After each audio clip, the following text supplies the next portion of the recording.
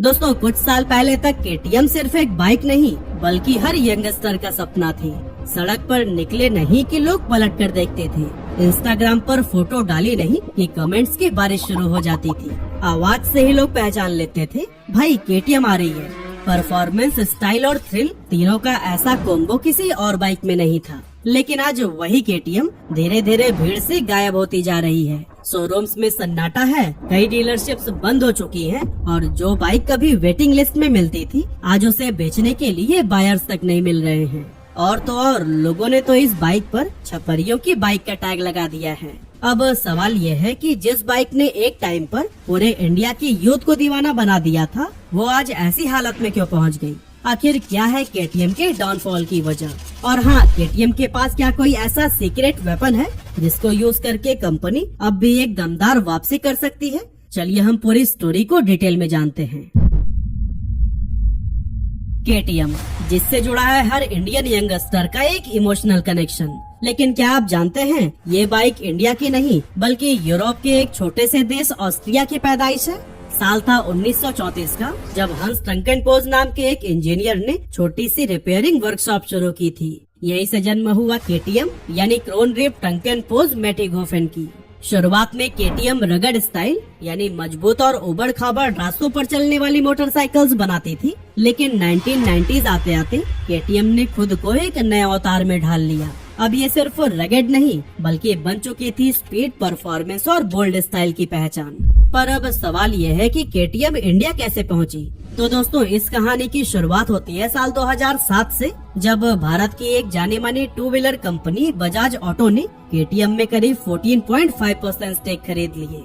असल में बजाज को एक ऐसे ग्लोबल पार्टनर की तलाश थी जो परफॉर्मेंस बाइक्स के सेगमेंट में उसकी पकड़ को और स्ट्रॉन्ग बना सके। वहीं दूसरी तरफ केटीएम चाहती थी कि वो इंडिया जैसे प्रॉमिसिंग मार्केट में एंट्री करे जहां बायर्स यंग हैं और नए ट्रेंड्स को तेजी से फॉलो करते हैं। ऐसे में दोनों के लिए ये पार्टनरशिप एक विन विन सिचुएशन होती। और फिर इस तरह से आया साल 2012 जब केटीएम ने ऑफिशियली इंडिया में एंट्री ली और लॉन्च की अपनी पहली बाइक केटीएम ड्यूक 200, जिसकी कीमत थी सिर्फ 1,17,000 रूपए। इतनी कम कीमत में स्पोर्टी, एग्रेसिव और प्रीमियम लुकिंग बाइक ये इंडिया के लिए बिल्कुल नया एक्सपीरियंस था, जिसके चलते ड्यूक 200 ने इंडिया में बाइकिंग की डेफिनेशन ही बदल डाली। यहाँ केटीएम ने मार्केटिंग पर भी खूब ध्यान दिया। उसने खुद को ट्रेडिशनल कम्यूटर बाइक से अलग रखते हुए न माइलेज की बात की और न ही कंफर्ट के दावे। उसने तो बस शुरू से ही रेसिंग डीएनए और रेडी टू रेस जैसी टैगलाइंस के साथ में खुद को पोजीशन किया, जो कि हर उस यंगस्टर के दिल को छू गई जो कि स्पीड और थ्रिल का दीवाना था। उनके TV ad, social media campaigns और एग्रेसिव मार्केटिंग ने केटीएम को एक अलग ही लीग में ला खड़ा किया। इस तरह से ड्यूक 200 ने रातों रात इंडिया के यूथ्स के बीच में एक नई दीवानगी पैदा कर दी थी। केटीएम ड्यूक 200 सिर्फ दिखने में दमदार नहीं थी बल्कि चलाने में भी एक अलग ही फील देती थी। इसका लाइट वेट फ्रेम इतना शानदार था कि शहर की भीड़ भाड़ हो या फिर पहाड़ियों के घुमावदार मोड़, हर राइड स्मूथ और मजेदार बन जाते थे। असल में केटीएम का कोर डीएनए था परफॉर्मेंस, एग्रेशन और प्योर रेसिंग स्पिरिट। यही रीजन था कि जहां पहले पल्सर, अपाचे और करिश्मा को परफॉर्मेंस का किंग माना जाता था, वहां पर अब केटीएम राज करने लगा था। धीरे धीरे हर कॉलेज कैंपस में केटीएम ड्यूक एक स्टेटस सिंबल बन गई और यूट्यूब पर भी बाइक्स के स्टंट्स वायरल होने लगे। और फिर कंपनी ने भी इस अपॉर्चुनिटी का बखूबी फायदा उठाया और बढ़ती पॉपुलैरिटी को देखते हुए हर मेट्रो सिटीज में इसके शोरूम्स खोल दिए गए।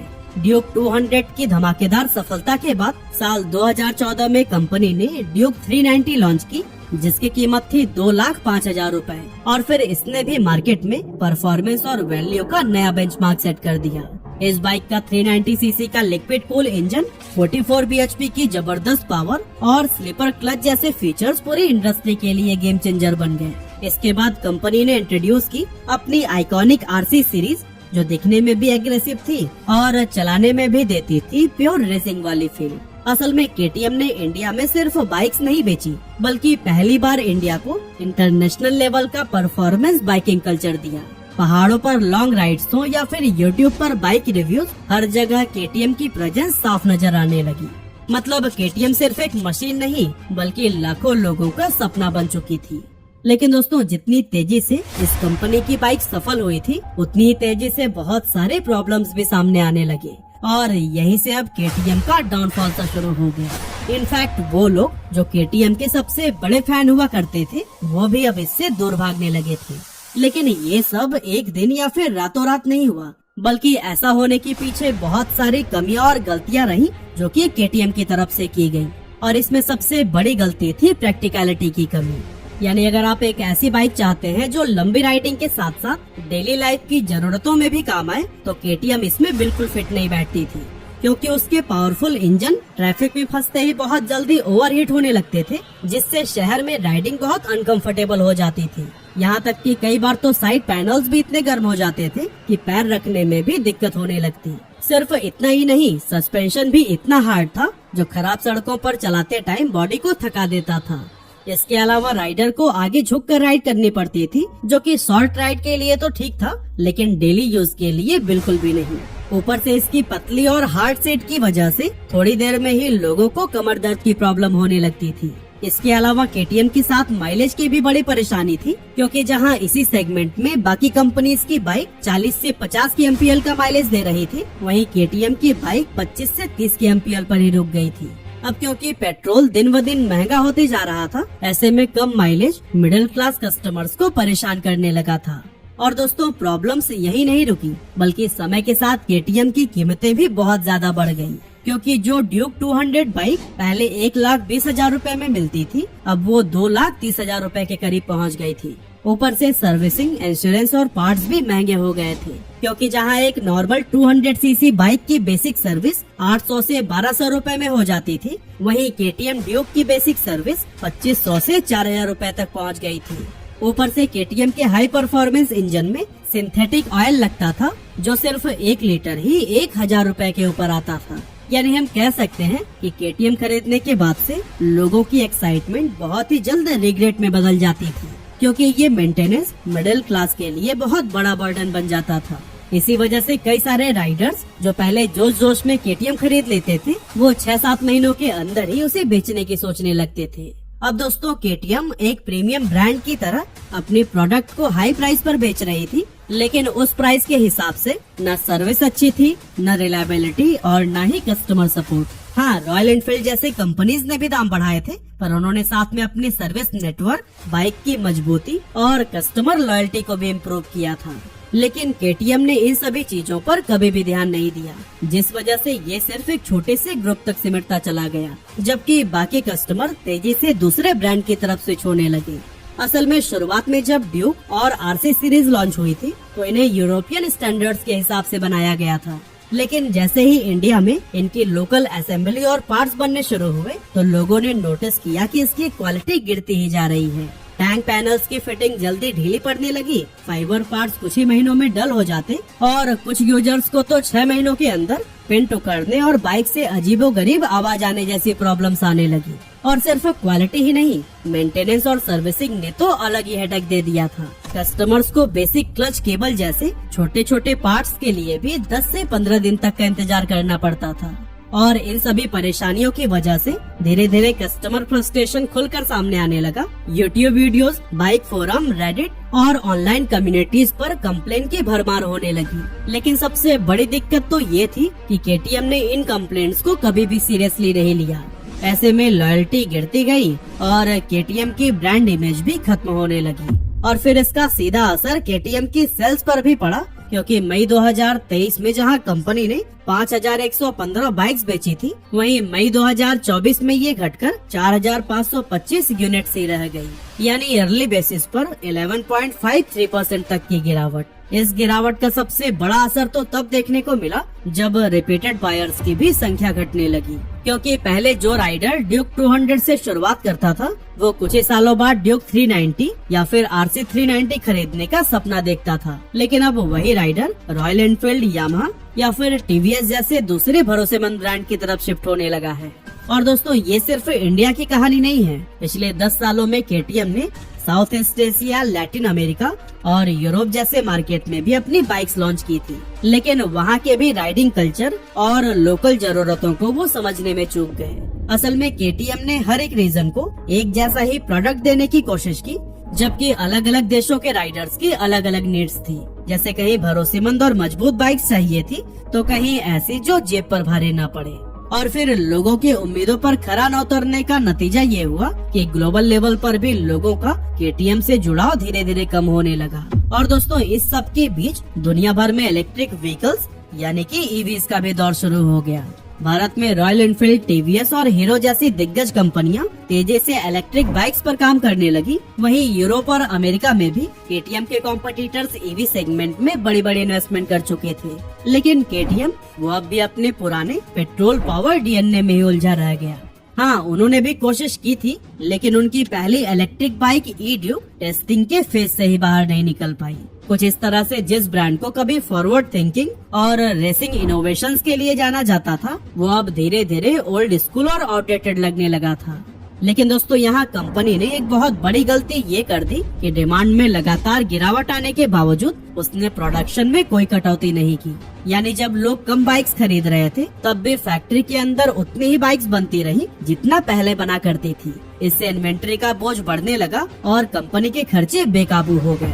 और दोस्तों, इस एक गलती को सुधारने के लिए दूसरी गलती ये हुई कि खर्चों को कंट्रोल करने के चक्कर में KTM ने अपने सबसे अहम हथियार यानी कि R&D का ही बजट घटा दिया, जिसकी वजह से नई टेक्नोलॉजीज पर काम धीमा हो गया और इसका सीधा असर बाइक की क्वालिटी और राइडिंग एक्सपीरियंस पर पड़ा। और इस डाउनफॉल का असर सिर्फ मार्केट इमेज या सेल्स तक ही सीमित नहीं रहा, बल्कि कंपनी की आर्थिक हालत भी बुरी तरह बिगड़ने लगी। सिचुएशन तो इतनी खराब हो गई कि KTM की पेरेंट कंपनी पियरर मोबिलिटी AG को पिछले साल बैंकरप्सी की प्रोसेस तक शुरू करनी पड़ी।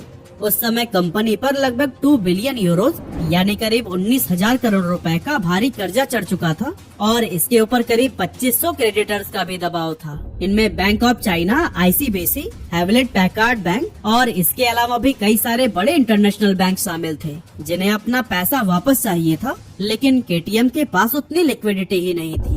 और फिर इस हालात से निकलने के लिए फरवरी 2025 में KTM ने एक रिस्ट्रक्चरिंग प्लान पेश किया, जहां प्रपोजल ये था कि कंपनी अपने लोन का 30% हिस्सा ही चुका पाएगी, बाकी 70% लोन माफ कर दिया जाए।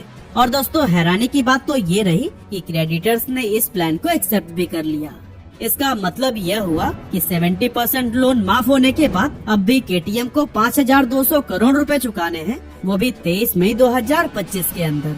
लेकिन दोस्तों, ये रिलीफ भी बस पेपर्स पर ही थी। असल झटका तो उन लोगों को लगा जो KTM के बैकबोन थे। सैकड़ों एम्प्लॉयज को महीनों से सैलरी नहीं मिली, डीलर्स को उनका ड्यू पेमेंट नहीं मिला, कई शोरूम्स तो बंद होने के कगार पर आ गए और कुछ पर तो अब ताले भी लग चुके हैं। इन सब के बीच एक और बड़ी परेशानी यह सामने आई कि KTM के वेयर हाउसेज में करीब 2,65,000 मोटरसाइकिल्स बिना बिके हुए पड़े हैं। यानी बाइक्स तो तैयार हो गई, लेकिन बायर से नहीं मिले। इससे साफ पता चलता है कि डिमांड को लेकर जो प्लानिंग थी वो पूरी तरह फेल साबित हुई। और दोस्तों, अब कंपनी इन बाइक्स को भारी डिस्काउंट पर बेचने की कोशिश कर रही है, ताकि इतना तो कैश फ्लो बना ही रहे कि रोजाना का खर्चा निकाला जा सके। इतना ही नहीं, कुछ देशों में तो 2023 के पुराने मॉडल्स को भी क्लियरेंस सेल में डाल दिया गया है। हालात इतने गंभीर हो चुके हैं कि KTM की पेरेंट कंपनी पियरर मोबिलिटी AG ने एसेट्स बेचने और कुछ कंट्रीज से पूरी तरह एग्जिट करने का भी प्लान बना लिया है, ताकि ऑपरेटिंग कॉस्ट को कम करके सिर्फ कोर मार्केट पर फोकस किया जा सके। लेकिन दोस्तों, अगर ये रिस्ट्रक्चरिंग प्लान भी फेल होता है और जल्दी हालात नहीं सुधरे, तो फिर KTM को कंप्लीट बैंकरप्सी की तरफ जाना पड़ सकता है। इतने बुरे दौर के बाद भी KTM ने पूरी तरह से हार नहीं मानी है। कंपनी ने प्लान किया है कि वो करीब 800 मिलियन यूरोज यानी लगभग 7500 करोड़ का नया फंड रेज करेंगी, ताकि ऑपरेशंस को फिर से ट्रैक पर लाया जा सके। और हाँ, KTM के इस मुश्किल वापसी में अगर कोई सबसे बड़ा हथियार है तो वो है उसके पार्टनर्स, जिन्होंने इस बुरे दौर में भी कंपनी को फिर से खड़ा होने की हिम्मत दी। और इस रेस्क्यू मिशन में सबसे पहला नाम आता है बजाज ऑटो का। बजाज ने KTM में 150 मिलियन यूरोज यानी करीब 1435 करोड़ का इन्वेस्टमेंट किया है, और वो भी उस टाइम पर जब KTM के पास ऑपरेशंस चलाने तक के भी पैसे नहीं बचे थे। बजाज का ये टाइमली सपोर्ट KTM के लिए लाइफ चेंजिंग साबित हुआ है। इसके अलावा 2018 से KTM की पार्टनर रही CF मोटो, जो कि चाइना में KTM का डीलर नेटवर्क संभालती है, वो भी मदद के लिए सामने आई है। CF मोटो ने 350 से 700 मिलियन यूरोस तक का इन्वेस्टमेंट करने की इच्छा जताई है, जो कि KTM के फ्यूचर प्लान के लिए एक बड़ा बूस्टर साबित हो सकता है। और शायद इसी भरोसे पर ही KTM आज पूरे कॉन्फिडेंस से कह पा रहा है, we are ready to race again. वैसे आपका क्या मानना है, क्या KTM दोबारा कमबैक कर पाएगी? हमें कमेंट करके जरूर बताइएगा।